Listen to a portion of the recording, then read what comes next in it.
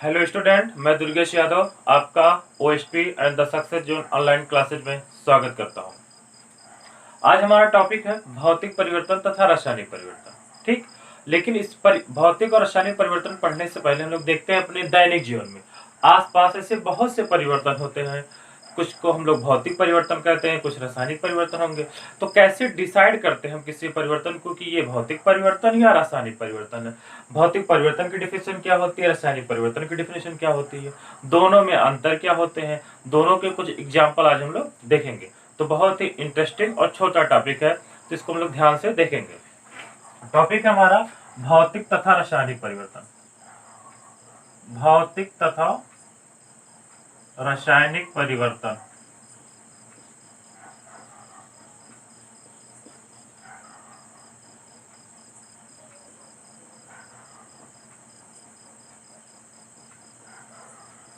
English physical and chemical change.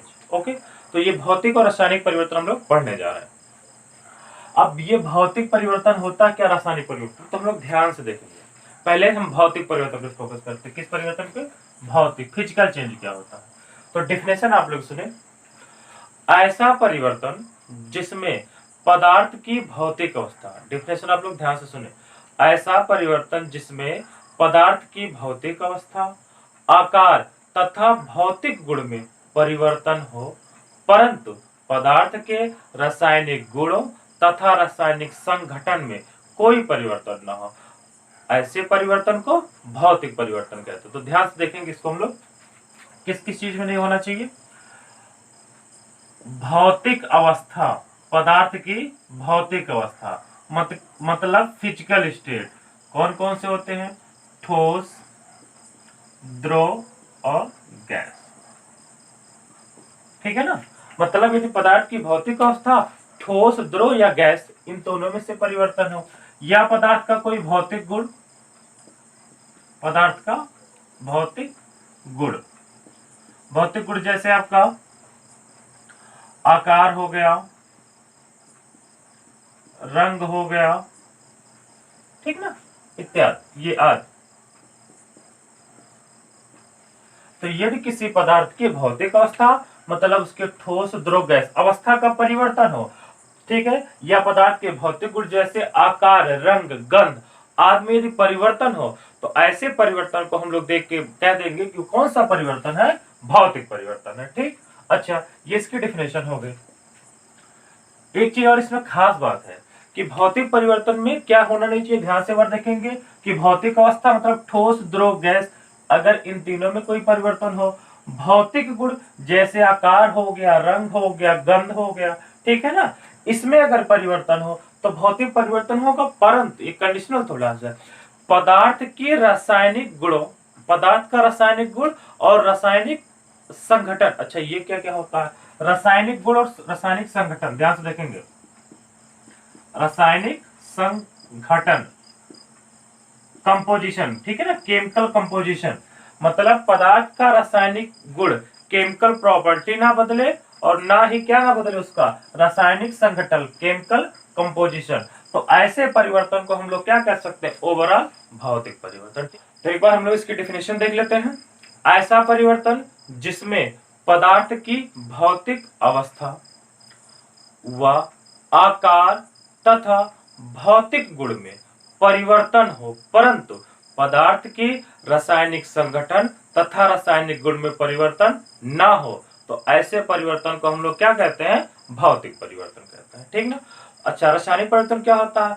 ऐसा परिवर्तन जिसमें भौतिक परिवर्तन हो या ना हो, दोनों चीज हो सकती है। ठीक है ना, ऐसा परिवर्तन जिसमें भौतिक परिवर्तन हो, ऐसे भी बोल सकते हो, कोई दिक्कत नहीं इसकी डिफिनेशन बोलने में।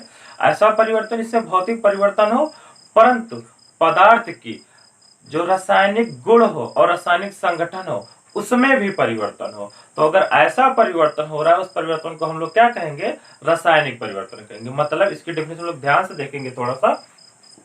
मतलब ऐसा कोई परिवर्तन जिसमें भौतिक परिवर्तन हो या ना हो, अगर हो रहा है तब भी, नहीं हो रहा है तब भी, लेकिन पदार्थ के जो रासायनिक गुण है और रासायनिक जो उसका संगठन है, मतलब रासायनिक संरचना है, मतलब रासायनिक बनावट है, अगर उसमें भी परिवर्तन हो जाए तो ऐसे परिवर्तन को हम लोग क्या कहते हैं? रासायनिक परिवर्तन कहते हैं। अच्छा, एक ध्यान से, एक बहुत ही छोटा सा अंतर जो पूरा डिसाइड कर देता है रासायनिक और भौतिक परिवर्तन को। ठीक, अभी हम ऐसे आपको मिनिमम 5 डिफरेंस दोनों में बताएंगे विथ एग्जांपल। ठीक, अच्छा, भौतिक परिवर्तन में कभी भी कोई नया पदार्थ नहीं बनता है। भौतिक परिवर्तन मतलब फिजिकल चेंज में कभी भी कोई नया पदार्थ नहीं बनता है, जबकि रासायनिक परिवर्तन में हमेशा नया पदार्थ बनता है। ठीक, ये सबसे अच्छा मतलब इसके डिफरेंसेस तो कई हैं, लेकिन सारे डिफरेंसेस एक मतलब सारे जो अंतर है एक ही एग्जाम्पल पर लागू हो भी सकते हैं, नहीं भी। लेकिन जो ये हमने बोला लास्ट में कि अगर भौतिक परिवर्तन है तो नए पदार्थ का निर्माण नहीं होगा, और यदि रासायनिक परिवर्तन है तो नए पदार्थ का निर्माण होगा। ये दोनों परिवर्तनों पे 100% हमेशा लागू होता है। ठीक, तो हम लोग देखेंगे भौतिक परिवर्तन क्या है, रासायनिक, उनके डिफरेंसेस विथ एग्जांपल। ओके, हम लोग दो कॉलम बनाते हैं, एक फिजिकल चेंज और एक केमिकल चेंज।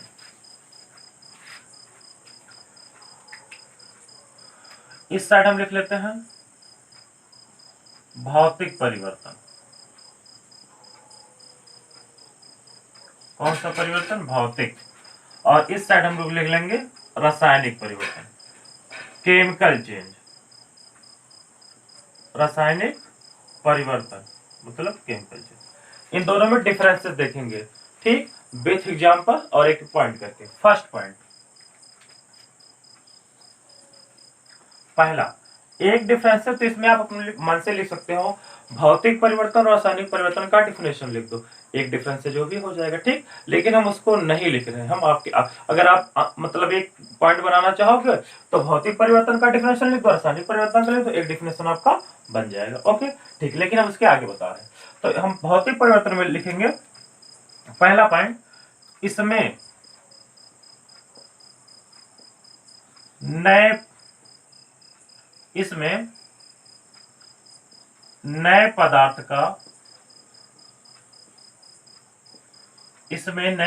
का निर्माण नहीं होता है। इसमें नए पदार्थ का निर्माण नहीं होता है, किसमें, भौतिक परिवर्तन में।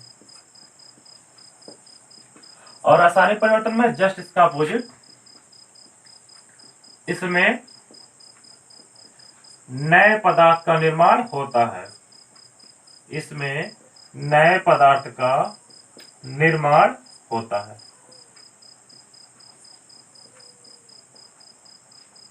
ठीक, ये हम लोग ऐसे एक पॉइंट करके इसको हम लोग देखेंगे। देखिए, भौतिक परिवर्तन हमने पहला पॉइंट पढ़ा है, इसमें नए पदार्थ का निर्माण नहीं होता है, और रासायनिक परिवर्तन में इसमें नए पदार्थ का निर्माण होता है। एग्जाम्पल देखें, जैसे मान लो बर्फ है, क्या है, बर्फ। ठीक, इसको पिघला देंगे तो क्या बन जाएगा, पानी मतलब जल। और जल को यदि हम जमा देंगे तो क्या बन जाएगा, बर्फ बन जाएगा। कोई दिक्कत, ठीक, मतलब देखो बर्फ से पानी बनना। अगर दोनों का हम फार्मूला लिखना चाहे इसको तो ऐसे लिख सकते हैं, चलो H2O सॉलिड।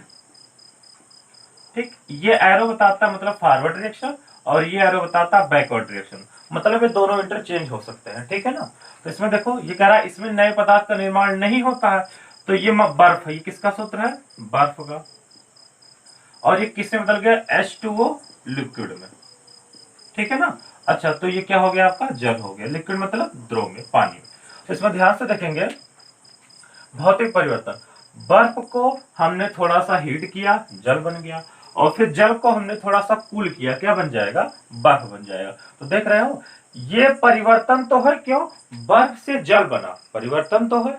किसमें परिवर्तन हुआ, उसकी अवस्था में परिवर्तन हुआ ना, पहले वो ठोस अवस्था में था, अब किस अवस्था में है, ये द्रव अवस्था में है। ठीक, तो ये भौतिक परिवर्तन है। और इसमें देखो कोई नया पदार्थ भी नहीं बना, क्यों, देखो इसका पहले फार्मूला बर्फ का भी क्या था, H2O था, हाइड्रोजन और ऑक्सीजन के क्या थे, एटम थे, परमाणु थे। और जो आपका जल है उसमें भी हाइड्रोजन और ऑक्सीजन के परमाणु है, कोई दिक्कत नहीं। मतलब देखो इसमें बर्फ से जल बना, जो पहले उसका रासायनिक बनावट था अब भी वही है, तो बदला क्या, उसकी भौतिक अवस्था। अच्छा, कौन सी भौतिक अवस्था इसमें बदली है, देखो ध्यान से, बड़ा आसान है यार, ठोस अवस्था से द्रव अवस्था में। ठीक, अच्छा, इसका एग्जांपल देखो, इसमें नए पदार्थ का निर्माण होता है, देखो कार्बन ले लो, ठीक, मतलब कोयला इसे कहते हैं, ग्रेफाइट भी कह सकते हैं, कार्बन सॉलिड। ऑक्सीजन से रिएक्शन कराओ, क्या बन जाएगा? कार्बन डाइऑक्साइड गैस बन जाएगा। ठीक है ना भैया, चाहो तो ये लिख दो। तो देखो ध्यान से, ये परिवर्तन कैसा परिवर्तन, इसको पहचानना हो। कोई कहते दहन होना, क्या दहन मतलब किसी चीज का जलना। और आप लोगों को हम बताए थे दहन का मतलब होता है किसी पदार्थ का ऑक्सीजन के साथ रिएक्शन करना, क्या कहलाता है? दहन क्रिया कहलाता है, मतलब दहन कहलाता है, कंबंशन कहलाता है। ठीक, तो ध्यान से देखेंगे, पहले कार्बन और ऑक्सीजन, कार्बन अलग है, ऑक्सीजन अलग है, दोनों रिएक्शन करके एक नया पदार्थ बना है। और वो क्या, कौन सा पदार्थ है? Carbon dioxide. वो गैस है, कुछ भी हो सकता है। आप देखो, ये भी गैस है, ये भी गैस है, सॉलिड, इसमें कोई दिक्कत नहीं। भौतिक परिवर्तन हो भी सकता है और नहीं भी हो सकता है इसमें, लेकिन नए पदार्थ का निर्माण तो जरूर होना है। आप ध्यान से देखो, जब ये रिएक्शन कंप्लीट नहीं हुई थी, परिवर्तन नहीं हुआ था, तो कार्बन अलग पदार्थ था, ऑक्सीजन अलग है, लेकिन जब दोनों कंबाइन हो, दोनों रिएक्शन किए, तो क्या बन गया? कार्बन डाइऑक्साइड, मतलब एक नया प्रोडक्ट मिला, एक नया पदार्थ मिला। तो यदि कोई ऐसा परिवर्तन हो तो किसे क्या कहेंगे हम लोग? रासायनिक परिवर्तन कहेंगे। ठीक, पहला आपका डिफरेंस तैयार। दूसरा देखो ध्यान से, दूसरा क्या होता है? ये जो होता है भौतिक परिवर्तन, ये उत्क्रमणीय होता है। उत्क्रमणीय ये होता है क्या, अभी आपको समझा रहे हैं। इसकी इंग्लिश होती है रिवर्सिबल। रिवर्सिबल। और जो आपका रासायनिक परिवर्तन होता है, ये होता है अनुत्क्रमणीय। क्या होता है? अनुत्क्रमणीय, इरिवर्सिबल चीज। ये क्या होता है? इरिवर्सिबल। इसका मतलब ध्यान से देखो क्या होगा, ये थोड़ा समझने वाला है। ठीक, उत्क्रमणीय मतलब ऐसा परिवर्तन, ठीक ना, ऐसा परिवर्तन जिसमें, अच्छा पहले उत्क्रमणीय देख लो होता क्या है। इसी को एग्जांपल यहाँ बहुत आसानी से आप लोग सेट कर सकते, इसी को देख लो, यही समझ लो इसको। उत्क्रमणीय का मतलब क्या है? अगर हम इसी चीज को, बर्फ को हम लोग क्या कर देंगे? हॉट कर दें, मतलब गर्म कर दें, तो क्या वो जल बन जाएगा? बिल्कुल। फिर जल को कूल कर दें, क्या वो बर्फ बन जाएगा? बिल्कुल जाए। मतलब ये रिएक्शन आगे भी जा सकता है और ये रिएक्शन पीछे भी जा सकता है। इसका मतलब ये हुआ, ऐसा भौतिक परिवर्तन में क्या होता है, जो अगर कोई पदार्थ है उसमें भौतिक परिवर्तन हुआ, तो जो पदार्थ बनेगा उस पदार्थ को फिर पहले वाले पदार्थ में हम मतलब चेंज कर सकते हैं। तो ऐसे परिवर्तन को हम लोग भौतिक परिवर्तन कहेंगे। बहुत आसान है। अच्छा, यदि कोई मतलब परिवर्तन आगे भी जा सके और फिर पीछे भी आ सके, तो ऐसे ऐसे परिवर्तन को भौतिक परिवर्तन, और इस क्रिया को उत्क्रमणीय उत्क्रमणीय कहते हैं। क्या कहते हैं? उत्क्रमणीय कहते हैं, रिवर्सिबल कहते हैं। तो रिवर्सिबल का मतलब ऐसा हुआ कि भौतिक परिवर्तन में जो अगर किसी पदार्थ में भौतिक परिवर्तन होगा, तो वो आगे भी रिएक्शन जा सकता है और पीछे भी जा सकता है। जैसे आप मान लो कागज है, कागज के टुकड़ा है, ठीक है ना, उसको आप क्या कर दो?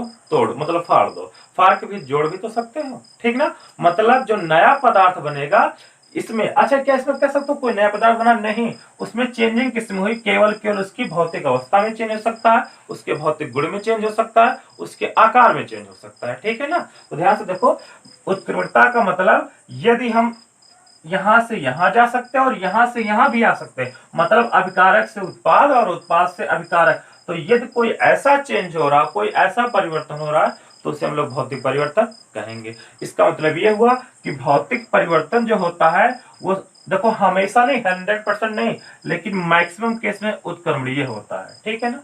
रासायनिक परिवर्तन मैक्सिमम केस में अनुत्क्रमणीय, इरिवर्सिबल होता है। इसका मतलब यह हुआ, अगर हम कहते हैं कार्बन और ऑक्सीजन को मतलब कार्बन को जला दो, कार्बन डाइऑक्साइड बना। अगर फिर हम आपसे कहें कि कार्बन डाइऑक्साइड को आप, कार्बन डाइऑक्साइड से आप कार्बन और ऑक्सीजन प्राप्त करो, तो ये पॉसिबल नहीं है। ठीक, इसका मतलब ये अभिकारक से उत्पाद तो बन सकता है, लेकिन उत्पाद से अभिकारक नहीं बन सकता है। इसलिए इसको क्या कहते हैं? अनुत्क्रमणीय। मतलब ये केवल एक ही डायरेक्शन में रिएक्शन चल सकती है। कौन सी रिएक्शन? रासायनिक परिवर्तन, केमिकल चेंज। जबकि फिजिकल चेंज दोनों डायरेक्शन में चल सकती है, फॉरवर्ड भी बैकवर्ड भी, अग्र भी और पश्चिम भी। ठीक, ओके, ये दो पॉइंट। तीसरा पॉइंट देखें दोनों के डिफरेंसेज में। तीसरा ध्यान देंगे, जो भौतिक परिवर्तन होता है इसमें ऊर्जा की मात्रा में, इसमें ऊर्जा की मात्रा में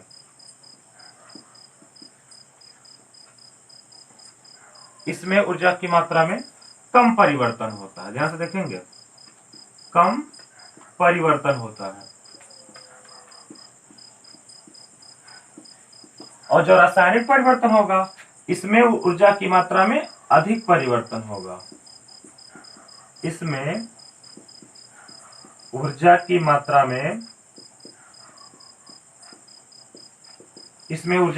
में अधिक परिवर्तन होगा।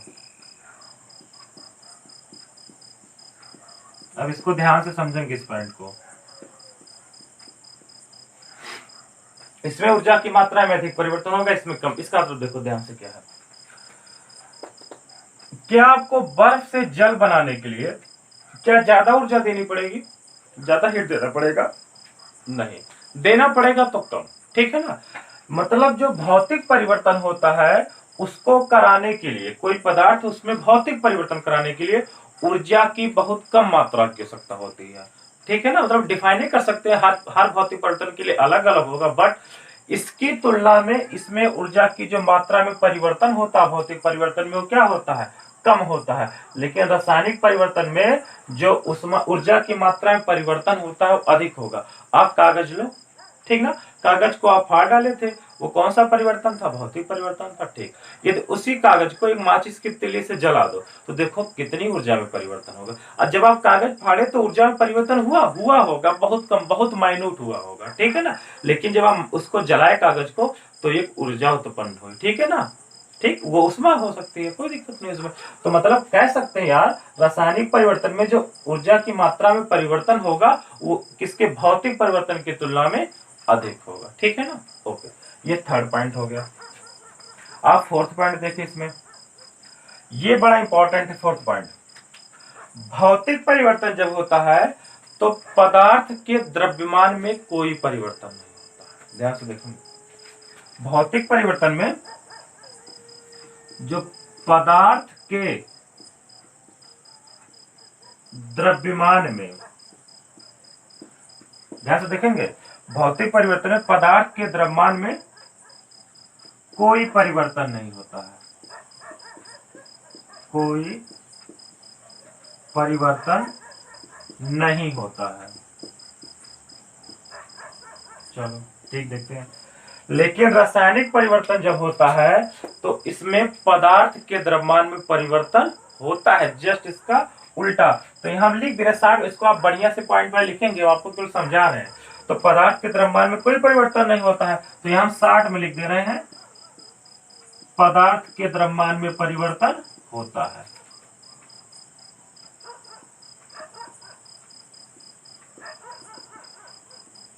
पदार्थ के द्रव्यमान में परिवर्तन होता है। ठीक, अच्छा, ये चीज है सामान्यता, लेकिन मतलब जनरली 100% ये नहीं लागू हो सकता। ठीक है ना, लेकिन मैक्सिमम होता है। अच्छा, इसको, इस पॉइंट को ना एग्जांपल समझेंगे, बहुत ही ये पॉइंट बड़ा इंपॉर्टेंट है। एक पदार्थ के द्रव्यमान में कोई परिवर्तन नहीं होता है। ठीक, मान लो आप कोई भौतिक परिवर्तन में क्या, अच्छा बताओ, कोई लकड़ी का टुकड़ा है, उसको तोड़ दो तो भी क्या परिवर्तन होगा? भौतिक। क्यों? क्योंकि उसका आकार पहले दूसरा कुछ रहा होगा, तोड़ने के बाद उसका आकार कुछ दूसरा हो जाए। ठीक, अच्छा बताओ, यदि पहले मान लो कोई लकड़ी का टुकड़ा है, उसका द्रव्यमान 10 किलोग्राम है, वो टूट जाए, उसके बाद उसके दोनों टूटे हुए भाग का वजन लो, तब भी कितना आएगा? 10 किलोग्राम। इसका मतलब हुआ भौतिक परिवर्तन में जो पदार्थ का द्रव्यमान होता है उसमें परिवर्तन नहीं आता है, मतलब वो फिक्स रहता है, निश्चित रहता है। ठीक है ना, कोई परिवर्तन नहीं, मतलब अपरिवर्तित रहता है। लेकिन रासायनिक परिवर्तन में देखो, पदार्थ के द्रव्यमान में क्या होता है? परिवर्तन होता है। जैसे आपको एक और अदर एग्जांपल से आपको हम समझा रहे हैं। ठीक ना, इस पॉइंट को ध्यान से देखेंगे। मान लो बर्फ है, ये मान लो आपका कोई बर्तन है, इसमें आप बर्फ रखे हो, आइस रखे हो। ठीक ना, इसको आप पिघला दो, क्या कर दो? पिघला दो, तो बन क्या जाएगा भैया? ये जल बन जाएगा। यदि पहले पर मान लो 1 kg का है तो पिघलने के बाद भी ये कितना रहेगा? 1 kg। हालांकि ठीक है ना, बदलोगे तो कोई डेंसिटी अपने आप लीटर में आ जाए, उसकी दिक्कत ना लो। ठीक है ना। तो मतलब यदि बर्फ का वजन वो बताएगा कि 1 किलोग्राम है, और इसको पिघलने के बाद जब करोगे तो ये भी कितना बताएगा? 1 किलोग्राम। इसका मतलब हुआ कि जब भौतिक परिवर्तन हुआ तो परिवर्तन तो हो गया भौतिक, लेकिन पदार्थ के द्रव्यमान क्या रहा, अपरिवर्तित रहा, मतलब द्रव्यमान में कोई परिवर्तन नहीं हुआ। ठीक। अच्छा, रासायनिक परिवर्तन में देखते हैं। चलो, मान लो एक कैंडल, इसको हम मिटा दे रहे हैं ऊपर, ठीक है ना, आपको समझा लिया ऊपर, आप लोग पॉइंट नोट कर लिए होंगे, तो इसको हम मिटा दे रहे हैं ऊपर, ठीक है ना। जिससे आपको कोई दिक्कत होगा तो वीडियो को पॉज कर दे, इतना नोट कर ले फिर। ठीक, चलिए इसी को समझते फोर्थ पॉइंट को। ये फोर्थ पॉइंट क्या कह रहा, तो ये हमारा भौतिक हो गया, लेकिन फोर्थ में रासायनिक परिवर्तन को हम समझेंगे, ठीक है ना। इसके द्रव्यमान में परिवर्तन होता है, ये लिख रहा है। अच्छा, होता है तो अच्छा, एक बात देखो, सोचने वाली क्या बात है, ये कह रहा पदार्थ के द्रव्यमान में कोई परिवर्तन नहीं होता, एकदम सही है, क्योंकि पता है हम लोगों को जो पदार्थ होता है वो तो ना तो उत्पन्न किया जा सकता है ना तो नष्ट किया जा सकता है, मतलब जितनी क्वांटिटी उसकी पहले थी बाद में भी उसकी उतनी क्वांटिटी होनी चाहिए, तो ये तो बिल्कुल सिर्फ सही है। लेकिन यहाँ जो लिखा है, सोचने वाली बात है, इसमें कंफ्यूजन क्रिएट होता है स्टूडेंट को। पदार्थ के द्रव्यमान में परिवर्तन होता है, मतलब क्या हुआ इसका यार, मतलब पहले पदार्थ का द्रव्यमान कुछ और था और रासायनिक परिवर्तन होने के बाद कुछ और। क्या यहाँ द्रव्यमान संरक्षण का नियम फेल कर जाता है? नहीं फेल होता, ध्यान से समझे। मान लो हम कैंडल ले लिए, क्या कैंडल, ठीक, ध्यान से देखेंगे हम लोग, ये एक कैंडल है, ठीक ना। चलो यार ऐसे समझ लेते हैं, कोई दिक्कत नहीं। ये ऐसे कैंडल जल रही है, ठीक ना भैया। चलो, ये आपका कैंडल है।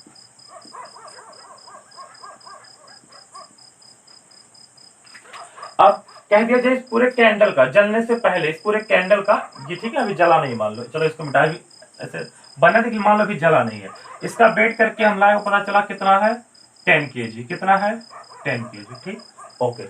अब इसको हम जला दिए, जलने के बाद देखो क्या क्या होगा, इसमें बनता है CO2 प्लस वैक्स, वैक्स मतलब मोम, ठीक है ना। जब जलेगा तो कार्बन डाइऑक्साइड मिलेगा तो वैक्स मिलेगा। अच्छा यार, तो इसमें देखेंगे ध्यान से। अब जब यहाँ पर हम मेजर किए हैं 10 किलोग्राम, ऐसे एक हम हाइपोथेटिकल एग्जांपल ले रहे हैं, ठीक है ना, कोई फिक्स नहीं कि 10 किलो का मोमबत्ती या कैंडल लाओ आप लोग, उसकी दिक्कत नहीं है। 10 kg है, जब आप इसको मेजर करोगे तो आप देखोगे कि यहाँ तो यार वैक्स केवल लगभग अप्रोक्स 6 kg मिला, कितना मिला, 6 kg मिला। तो यार हुआ क्या आखिर में, ठीक, इसको ऐसे था मोमबत्ती कैंडल, इसको जला दिए और ये CO2 वैक्स बनेगा। चलो, अच्छा CO2 चूंकि कार्बन डाइऑक्साइड है तो ये क्या हो जाएगी, उड़ जाएगी, तो आपका जो बर्तन रहेगा उसमें कौन केवल रहेगा, वैक्स रहेगा।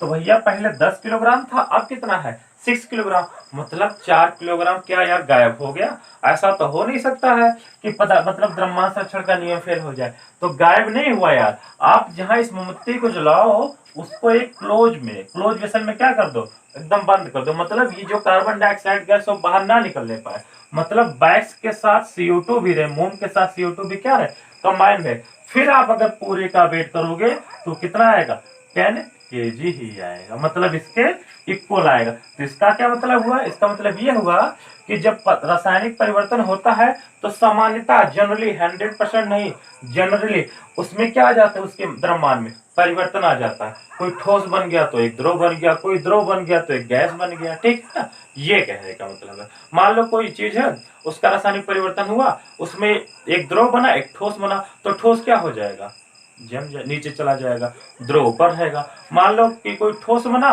और वो गैस उड़ गई, तो आपके केवल ठोस का द्रव्यमान मिलेगा ना, गैस तो क्या हो गई, उड़ गई। लेकिन कोई ऐसा अरेंजमेंट कर दोगे कि गैस द्रव ठोस तीनों को बाहर ना जाने दिया जाए, तो आप देखोगे कि जो रिएक्टेंट मतलब जो पदार्थ का शुरू में द्रव्यमान था वही क्या रहेगा, उसका बाद में भी द्रव्यमान रहेगा, ठीक है ना। ओके, कोई दिक्कत नहीं, ठीक, इतना आप लोग थोड़ा सा नोट कर लें। हाँ, तुरंत हमने भौतिक और रासायनिक परिवर्तन में डिफरेंसेस देख लिए। अब इसका जो पांचवा डिफरेंस है, वो पांचवा डिफरेंस देखते हैं, भौतिक में और रासायनिक में, ठीक, पांचवा डिफरेंस क्या है। फिर इससे कुछ रिलेटेड क्वेश्चन अभी भी हम करेंगे, जब कुछ परिवर्तन का हम नाम लेंगे हम लोग गैस करेंगे वो कौन सा परिवर्तन है, ठीक है ना। तो ध्यान से देखते हैं, भौतिक में जो भौतिक परिवर्तन होता है ये अस्थायी होता है। क्या होता है, अस्थायी, अस्थायी तो अनस्टेबल होता है। और ये रासायनिक परिवर्तन जो होता है वो क्या होता है, अस्थायी। ये थोड़ा सा रिलेटेड है, एक एग्जाम्पल से हम लोग देखते हैं, बहुत ज्यादा कठिन नहीं है। H2O सॉलिड मतलब बर्फ, और H2O लिक्विड, ठीक, मतलब द्रव, पानी रूप में। अस्थाई मतलब जैसे कार्बन ये था, ऑक्सीजन गैस था, CO2 फॉर्म हुआ था, ठीक। तो ये जो उत्क्रमण उत्क्रमण पढ़े थे ना, वहीं से लगभग रिलेट हो जाएगा, कोई दिक्कत नहीं। ये अस्थाई होता। अच्छा बताओ, पानी को, ये बर्फ था आपका, बर्फ को आप पानी बना दिए, फिर पानी को आपने बर्फ बना दिया। तो क्या बताओ, ये ऐसा परिवर्तन था जो अस्थाई था। जब बर्फ से पानी बना तो कोई अस्थाई मतलब जो फिक्स हो जाए, तो क्या ये फिक्स हुआ? नहीं यार, ये यहाँ से यहाँ और यहाँ से यहाँ दोनों जगह चल सकता है। मतलब जैसे कहते हैं ना कि कोई आज यहाँ कल वहां, मतलब वो अस्थाई नहीं है, मतलब वो क्या है? अस्थाई है। भौतिक परिवर्तन देखो, यहाँ से यहाँ चला और कुछ देर बाद यहाँ से यहाँ चल गया। जबकि रासायनिक परिवर्तन क्या होता है? मैक्सिमम केसेज में ये अस्थाई होता है। कार्बन ऑक्सीजन मिलकर बना कार्बन डाइऑक्साइड। अब आप कोशिश कर लो कि कार्बन डाइऑक्साइड इन दोनों में ब्रेक हो जाए, तो वो पॉसिबल नहीं है। ऐसे नहीं कि हर कोई रासायनिक प्रक्रिया मतलब अस्थाई हो, कुछ अस्थाई भी होते हैं, लेकिन ये अधिकतर क्या होते हैं? अस्थाई होते हैं, ठीक। तो अब कार्बन डाइऑक्साइड को कार्बन और ऑक्सीजन में फिर अलग अलग ब्रेक नहीं कर सकते। यदि ऐसा होता तो वायुमंडल में बहुत सारे कार्बन डाइऑक्साइड है, उसको हम चेंज कर लेते किसमें? कार्बन और ऑक्सीजन, ठीक है ना। ओके, तो ये हो गए हम डिफरेंसेस। कितने डिफरेंसेस? 5 डिफरेंसेस। किसमें किसमें? फिजिकल चेंज और केमिकल चेंज। अब इससे कुछ इंपॉर्टेंट आपको परिवर्तन जिससे क्वेश्चन पूछे गए आपको हम बताते हैं एक एक करके। जैसे सबसे फेमस क्वेश्चन है, अब ये क्वेश्चन थोड़ा टाइप, ठीक है ना। अब ये हम लोग क्वेश्चन करेंगे, जैसे पूछ लिया आपका कैंडल पे, कैंडल पे हम क्वेश्चन कर लेते हैं। जो कैंडल वाला सबसे फेमस है, पहले इसी को कर लो। ये कैंडल देखिए बहुत अच्छा, हम कलाकारी नहीं कर रहे हैं, आपको बस केवल समझाने की कोशिश कर रहे हैं, ठीक है ना। हाँ, नहीं तो आप लोग की कैंडल सब्जी कैसे बना रहे हैं उस पर ज्यादा ध्यान मत दीजिएगा। ये आपका मान लीजिए क्या है? कैंडल है, ठीक ना। ये आप जानते हो यहाँ से यहाँ तक मोम होता है, ठीक है ना, और यहाँ पे जलना। तो ध्यान से देखो, ये वैक्स पूरा कैंडल है, ये यहाँ पर क्या हो रहा है? जल रही है, मतलब कंबंसन हो रहा है, ठीक है ना। और यहाँ पर क्या होगा? वैक्स देखो, जब ये जलेगा तो ये क्या होगा? पिघलेगा ना। तो यहां लिख देंगे हम लोग मोम का पिघलना।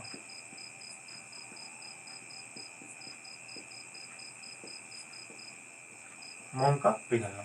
अच्छा, तो क्या मोम को पिघलने के लिए जलाना जरूरी है? नहीं यार, ताप से, ताप ज्यादा देके भी हम लोग इसको क्या करते हैं? ऐसा ताप दे कि ये जले ना, ठीक है, पिघल जाए। मतलब ये क्या, तब थोड़ा पिघल जाए तब भी तो परिवर्तन हो जाएगा। तो ध्यान से इसको क्वेश्चन कैसे बनता है, कहेगा मोमबत्ती का पिघलना कौन सा परिवर्तन है? तो ध्यान से देखो यार, मोमबत्ती का इसने पिघलना कहा है ना।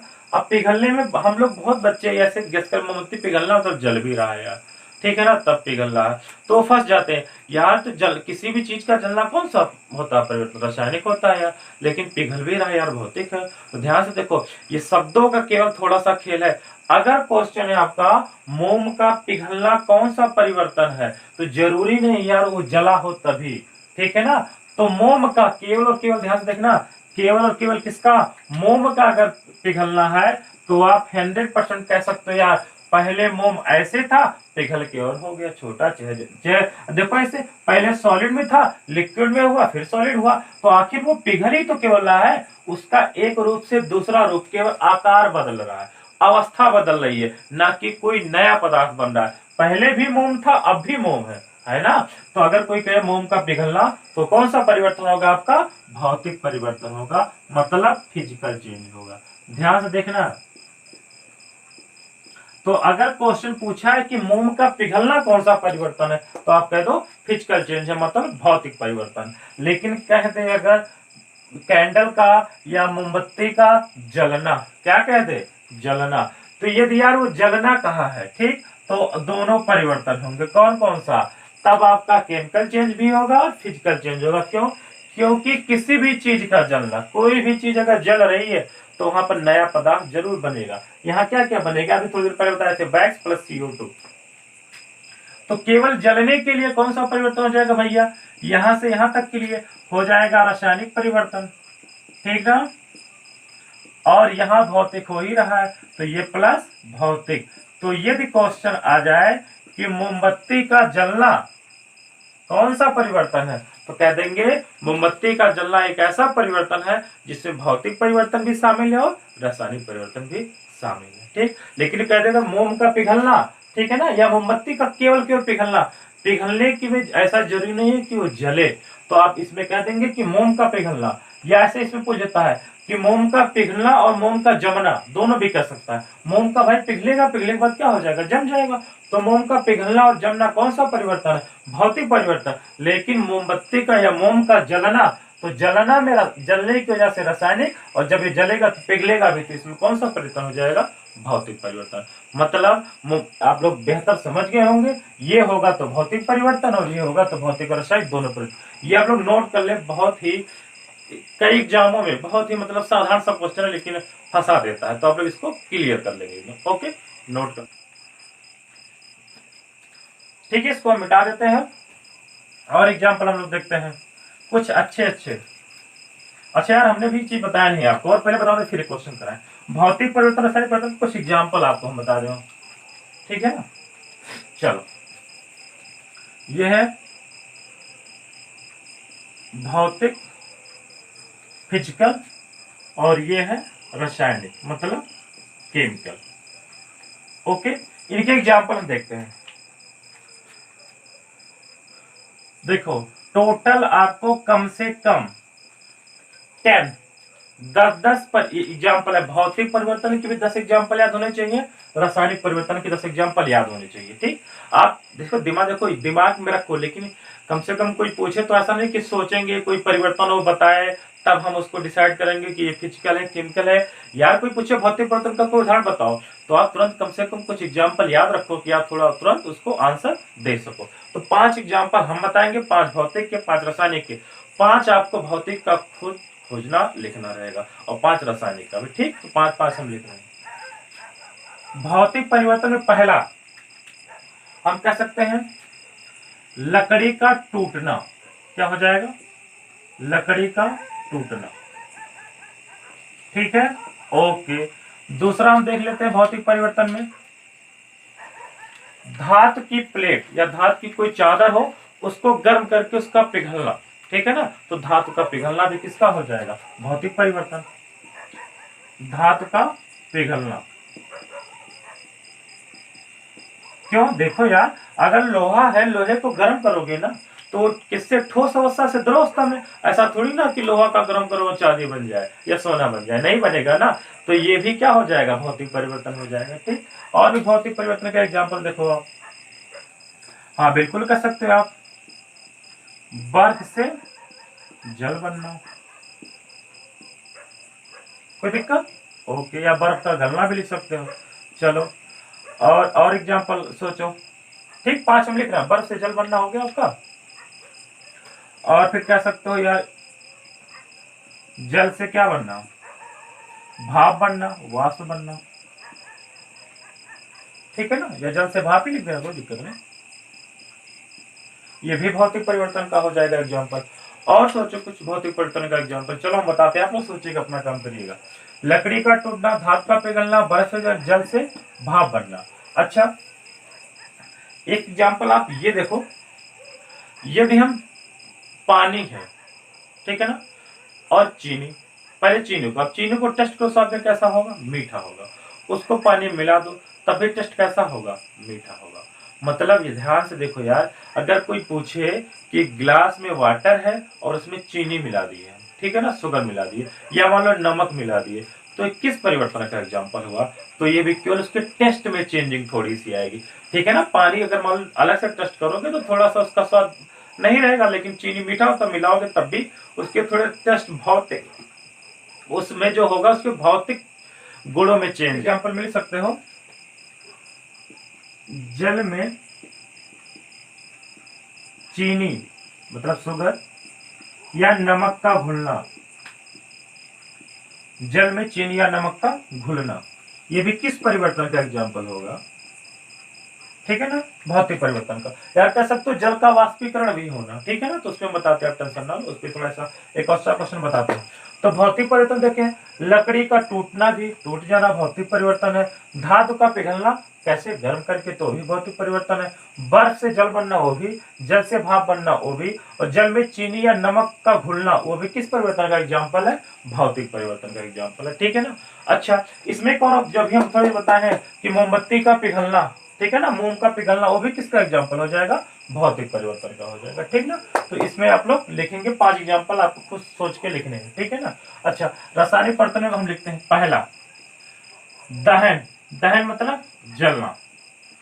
कोई अगर पदार्थ जल रहा है, ठीक ना, मतलब उसको दहन कहते हैं। एक साइंटिफिक मतलब कहते हैं, साइंटिफिक लैंग्वेज में, थोड़ा सा साइंस की लैंग्वेज में हम इसको दहन, जलने को दहन कहते हैं। तो दहन या कोई नया पदार्थ बनेगा तो दहन हम कह सकते हैं 100%। अगर दहन हो रहा है तो कौन सा परिवर्तन हो रहा है भैया, रासायनिक परिवर्तन। किसी भी चीज, किसी पदार्थ का जलना दहन हो गया। दूसरा देखो, खाना पकाना, ठीक है ना, भोजन का पकना, कुकिंग करने से कहते हैं भोजन पकाना। ठीक है ना, ये भी कौन सा परिवर्तन, रासायनिक परिवर्तन। अब देखो ध्यान से, अगर आटा है, आटा को आप गोद ले, ठीक ना, मतलब क्या बना ले उसका, जिससे रोटी बनता है। ठीक है ना।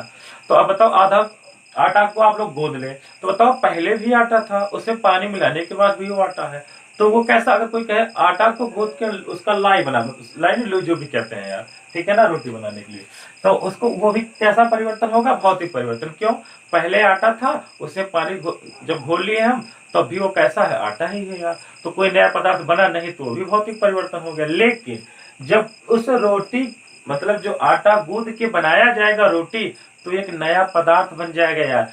फिर उस, जो आपका रोटी बन जाएगा पकने के बाद, क्या इसको फिर आप आटा बना सकते हो, नहीं बना सकते हो। लेकिन यदि आटे से आप उसको गोद गोद लिए हो, ठीक है ना, रोटी बनाने के छोटे छोटे टुकड़े में, तो बताओ उसको छोटे छोटे टुकड़ों को मिलाकर आप फिर क्या बना सकते हो, आटा बना सकते हो ना, फिर चेंज है, कोई दिक्कत नहीं। लेकिन जब वो पक जाएगा तो किसी भी कीमत पर फिर वो आटा बनने वाला नहीं है। मतलब भोजन का पकाना या भोजन का पकना क्या हो जाएगा, रासायनिक परिवर्तन हो जाएगा। ठीक ना।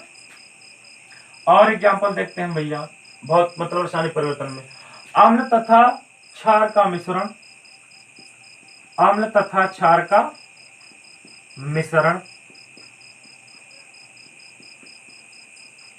ये भी किसका एग्जाम्पल हो जाएगा भैया, रासायनिक परिवर्तन का हो जाएगा। क्योंकि अम्ल और क्षार बने मिलेंगे तो लवण और जल बनेगा भैया, नया पदार्थ बना तो केमिकल चेंज, रासायनिक परिवर्तन। चलो फोर्थ और देखते हैं हम लोग क्या होगा। और एक हम कह सकते हैं प्रकाश संश्लेषण, आप लोग जानते होंगे, है ना, प्रकाश संश्लेषण पौधों द्वारा।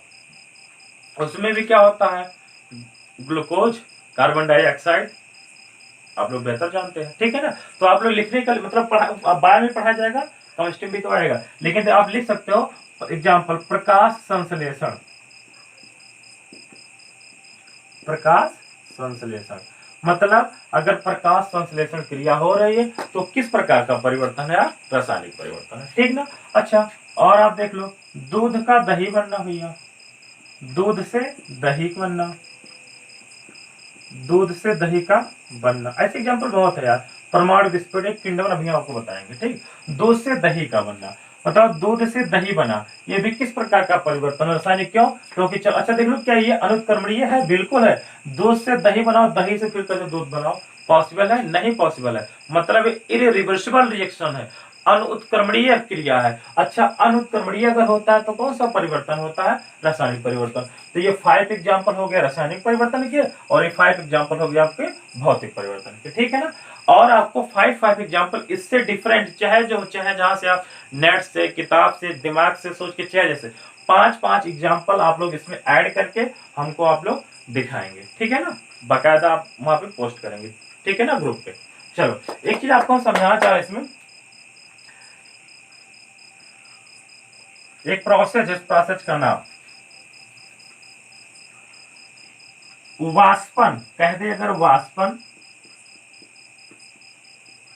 ठीक ना, संघनन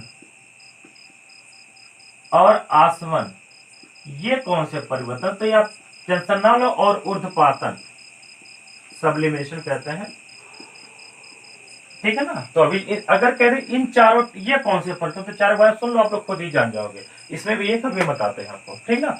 तो ये देखो, वाष्पन, संघनन, आसवन और ऊर्ध्वपातन, ये कौन से परिवर्तन है। जनरली मतलब क्वेश्चन पूछ लेता है, तो ज्यादा नहीं कुछ इसके ये होता क्या, आप ये समझ लोगे, खुद ही कर लोगे यार। तो वाष्पन, आप जानते हो वाष्पन मतलब होता है द्रव का वाष्प के रूप में कन्वर्ट होना, मतलब भाप बनना। तो बताओ ये किस प्रकार का परिवर्तन होगा। जल से भाप का बनना कौन सा परिवर्तन हो जाएगा, भौतिक परिवर्तन। तो उसी से जल से भाप का बनना एक नया नाम साइंटिफिक साइंस में, उसको क्या कहते हैं, वाष्पन। तो कहे कोई अगर आपसे पूछ ले कि वाष्पन कौन सा परिवर्तन है, तो आप कहोगे वाष्पन कौन सा परिवर्तन है, भौतिक परिवर्तन है, ठीक। ओके, संघनन क्या परिवर्तन है यार। संघनन तो यार बड़ा आसान है, देखो ध्यान से हम इधर मिटा दे रहे हैं। अगर द्रव से क्या बना है भैया आपका, मतलब भाप या गैस कह दो, चलो भाप है तो कोई दिक्कत नहीं। फिर भाप से मतलब गैस से ही आपका क्या बन गया है, द्रव। तो ध्यान से देखो, जब ऊपर फॉरवर्ड रिएक्शन होगा तो इसी को वाष्पन कहते हैं, ठीक ना। और जब बैकवर्ड होगा मतलब गैस से द्रव बनेगा तो इसी को क्या कहते हैं, कंडेंसेशन मतलब संघनन कहते हैं, ठीक है ना। तो यहां से यहां जाना भी भौतिक परिवर्तन और यहां से यहां आना भी भौतिक परिवर्तन। लेकिन द्रव से भाप बनना वाष्पन कहलाता भौतिक परिवर्तन, और भाप से क्या बनना द्रव, ये संघनन कहलाता है, ये भी भौतिक परिवर्तन। मतलब दोनों के दोनों क्या है, भौतिक परिवर्तन। यदि आपसे कोई क्वेश्चन पूछे वाष्पन और संघनन कौन से परिवर्तन, तो आप बेहिचक आंसर दे सकते हो, क्या, फिजिकल चेंज है, भौतिक परिवर्तन है, ठीक। अच्छा, ये आसवन क्या होता है, तो आसवन भी इसी से रिलेटेड है। वाष्पन और संघनन यदि इन दोनों क्रिया को जोड़ दिया जाए तो क्या कहलाता है, आसवन। तो आसवन भी कौन सा परिवर्तन है, भौतिक परिवर्तन है भाई। ये भी भौतिक परिवर्तन, ये भी भौतिक परिवर्तन, दो भौतिक परिवर्तनों का योग भी आसवन कहलाता है, वो भी कौन सा परिवर्तन होगा, भौतिक परिवर्तन होगा, ठीक।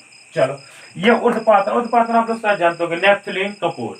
कपूर को यदि आप जला दो तो ठोस अवस्था से सीधे किस अवस्था में चला जाता है, गैस अवस्था में, बिना लिक्विड में कन्वर्ट हुए हुए, ठीक है ना। मतलब कपूर है तो ठोस से सीधे गैस अवस्था में जाता, बिना द्रव में बदले हुए। तो इसी क्रिया को हम लोग क्या कहते हैं, ऊर्ध्वपातन। इसके एग्जांपल कपूर और नेफ्थलीन है, ठीक है ना। ओके, तो अगर कोई पूछे वाष्पन, संघनन, आसवन और ऊर्ध्वपातन ये किसके एग्जांपल है, तो ये तीन मतलब ये इसी से, इसको अलग से आपको नहीं बनाना है, ठीक है ना। नहीं तो आपके तो एक दो तीन चार, चार एग्जाम्पल, पांच चार नौ, ये गलत भैया, ये तो हम बताए हैं आपको, ठीक है, ये नहीं माना जाएगा। तो वाष्पन, संघनन, आसवन और ऊर्ध्वपातन भी कौन से परिवर्तन है, भौतिक परिवर्तन, ठीक। अच्छा, रासायनिक परिवर्तन में एक हम और देखते हैं, किण्वन, ठीक है ना। किण्वन कैसा है, अब देखो किण्वन होता क्या, इसको थोड़ा सा हम लोग देख लेते हैं। इसको मिटा दे रहे हैं।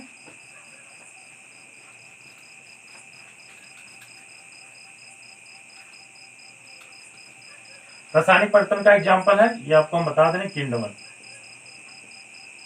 किसका एग्जाम्पल है, रासायनिक का। इसको किण्वन भी कुछ लोग पढ़ते हैं। देखो किण्वन होता क्या है यार, समझ लो, थोड़ा डिफिनेशन भी देख लो, और एक अभी हम करके आपको बता भी देते हैं, ठीक ना। तो देखो ध्यान से,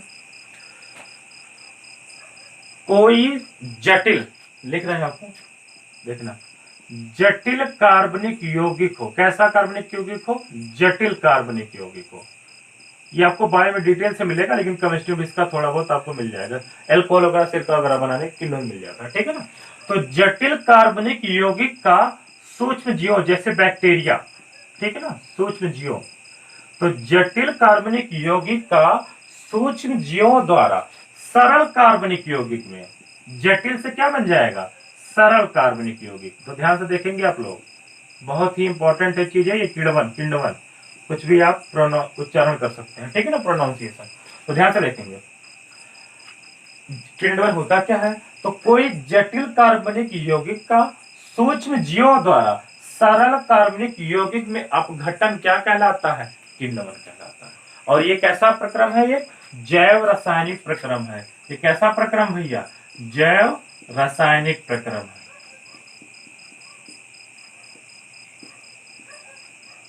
जैव रासायनिक प्रक्रम। तो इधर कोई कह दे कि किण्वन कैसा यार परिवर्तन है, तो आप कह दोगे बहुत आसान से, किण्वन होता ये है, इसकी डिफिनेशन है, और किण्वन एक कैसा प्रक्रम है, रासायनिक परिवर्तन है। अच्छा, इसको आपको हम देख के थोड़ा सा बताते हैं, मतलब देखो एग्जाम्पल से, मान लो आपका ये ग्लास है।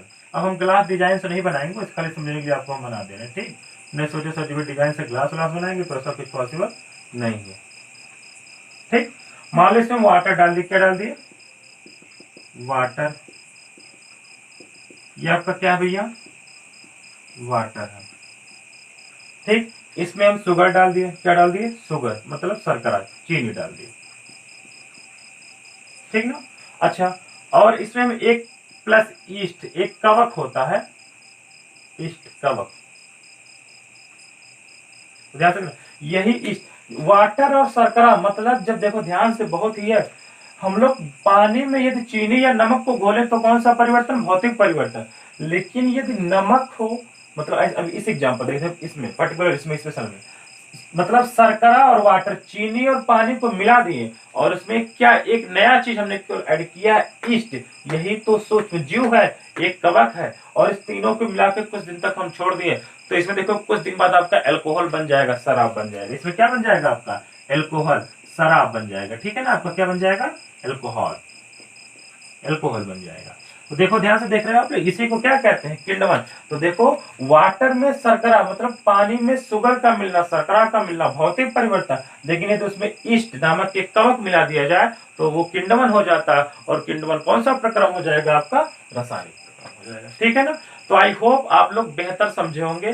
जो हमने आप काम क्या दिया है, 5 भौतिक परिवर्तन, 5 रासायनिक परिवर्तन में आपको क्या करना है, 5-5 आपको एग्जाम्पल और अपने मन से ऐड करना है, लिखना है, उसमें डिफरेंसेज आपको पता होने चाहिए। ठीक, और कुछ क्वेश्चन है हम इस वीडियो के अपलोड होने के कुछ आपको क्वेश्चन असाइनमेंट के रूप में दे देंगे। ठीक ना, आप उसको करिएगा, भौतिक और रासायनिक परिवर्तन से रिलेटेड क्वेश्चन। ठीक, आप इसको नोट करिएगा और आप लोग अच्छे से पढ़ाई करें, वीडियो को देखें पूरा, लाइक करें, ठीक ना, सब्सक्राइब करें और शेयर भी करें। देखने के लिए धन्यवाद।